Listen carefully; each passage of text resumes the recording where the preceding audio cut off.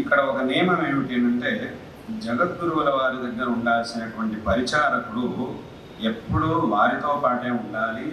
వారు లోపల ఉంటే వీడు బయటనే ఉండాలి, బయట ఆ ద్వారం దగ్గరే ఉండాలి, ఎక్కడికి వెళ్ళకూడదు.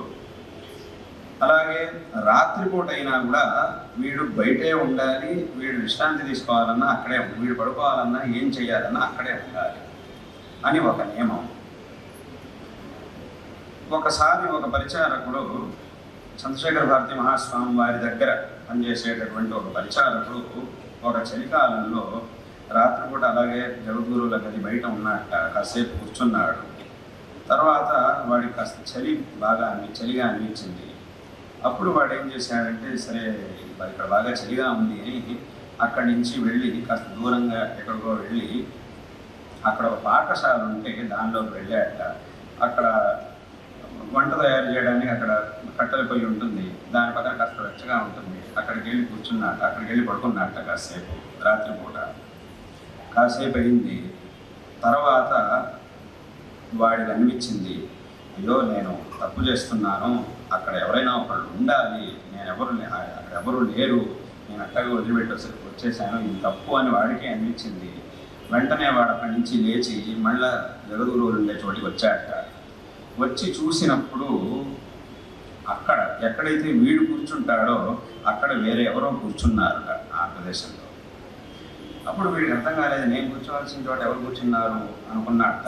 దగ్గరికి వచ్చి చూశాట, ఆ చీకట్లో సరిగా కనబడలేదు. దగ్గరికి వచ్చి చూశాట.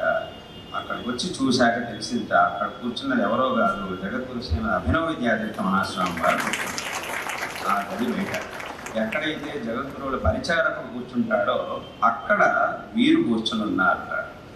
వారిని చూస్తూనే వీడికి చాలా భయం వేసింది. వెంటనే నమస్కారం చేశాడు, స్వామి నేను చాలా పెద్ద తప్పు చేశాను, తమరు క్షమించాలి, నేనేదో చలిగా ఉందని చెప్పి గంట అక్కడికి వెళ్ళాను, అయితే ఇలా జరుగుతుందని నేను ఊహించలేదు, తమరే వస్తారని నేను ఊహించలేదు అని అన్నాట. నన్ను క్షమించమని ప్రార్థించాట.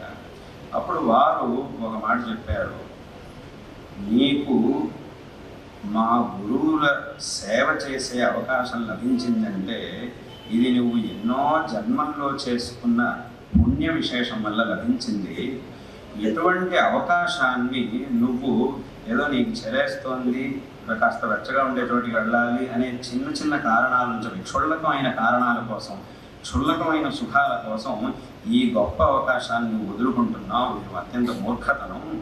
కేవలం ఈ క్షుల్లకమైన సుఖాల కోసం ఇంత గొప్ప అవకాశాన్ని వదులుకోకు, ఇక్కడే ఉండి చక్కగా వారి సేవ చేయి అని వాడికి చెప్పారు. తర్వాత ఇంకొక మాట అన్నారు, ఇంకొక విషయం గుర్తుంచుకో, నువ్వు లేకపోతే మా గురువుగారి సేవ చేసేవాళ్ళు ఎవరు లేరు అని అనుకోకు, ఎవడున్నా లేకపోయినా నేను ఉండనే ఉంటాను, నేనున్నాను మా గురువు సేవ చేస్తాను, నేను ఎక్కడికి వెళ్ళేది లేదు మా గురువులను వదిలిపెట్టి అని అన్నారట వారు. అప్పుడు వాడు తన తప్పును తెలుసుకొని వారిని ప్రార్థించాడు, వాడిని వారు క్షమించారు. అందుకే మా గురువులు వారి యొక్క శ్లోకంలో వివేకినం మహాప్రజ్ఞం ధైర్య ఔదార్య క్షమానిధిం, క్షమ అంటే ఓర్పు, ఎంత తప్పు చేసినా దాన్ని క్షమించగలిగేటటువంటి ఒక గుణం, అటువంటి గుణం వారికి అపారంగా ఉండేది. అందుకోసం వారి శ్లోకంలో మా గురువులు ఈ మాటలు చేర్చారు, ధైర్యోదార్య క్షమానిధిం